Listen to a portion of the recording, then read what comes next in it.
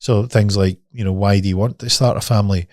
Well, because maybe you're a rip-roaring success, a business or your career, but you lack something, you lack that feeling, and you might not know what that is. So you might want to look into where your life is lacking. And when you start to sort of split life into sections like we've done here, it can take you closer to what you actually seek, which will match the feeling that you feel is missing from your life. And when you do that, what it does is it gives you the ability to get a lot of clarity on what you should work on and what you should do.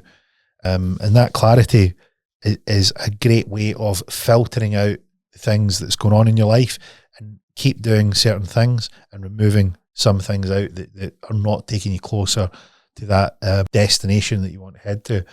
And if you want to get a deep dive into what these sort of principles are and how you can get the most out of yourself, the best way to do this is actually to write down what your ultimate life would look like. So if you had no barriers and no restrictions, one of the things that I get people that I coach to do is, if you had the best possible life that you could ever have, what would it look like?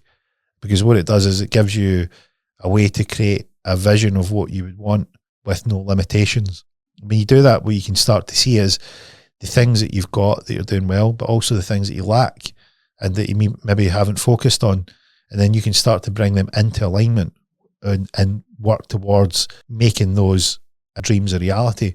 And that's the power of doing this process, because when you understand the 6 pillars of basic human needs, you then can work out a real clear system of what you would want your life to look like. And that is, another word for that is writing your goals.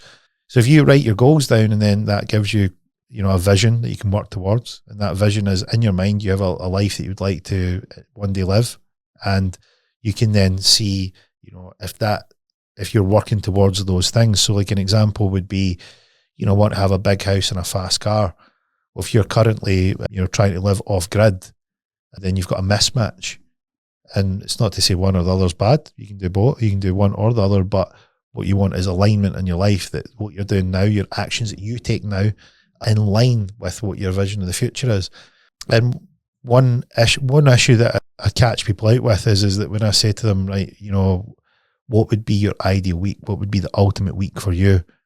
And people can't even visualize what a great week they would be. And that really shows how little they're using the power of the visualization, that they're not using any planning. They don't have a clear idea of where they want to go. And it's a bit like if you were in life and you imagine life's like being in a car and you're driving that car, but you're not looking out the window at where you're going, and you wonder why you keep crashing or you don't get the same results or the results that you would like. And that's because you're not focusing on where you're going. And that power of switching your mind to focus on where you want to go is a real power, because when you start to do that, you can get a direction and start to go the places that you want to go.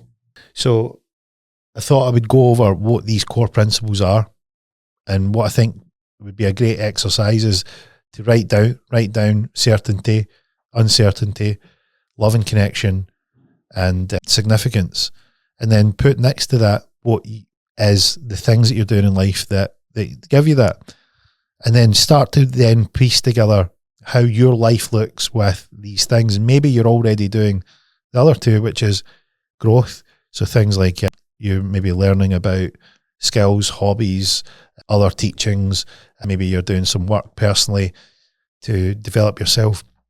Maybe you're serving others. You do some events. You're putting on any kind of free community stuff, or possibly you're doing some charity work. And it would be a great way to audit what you're doing currently, to see how your life actually looks with these core principles. Because what you know is these core principles work.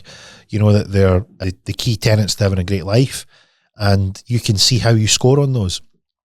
And then what you can do from there is you can start to develop a clear picture of how your life looks now, what's missing and what you'd like to add.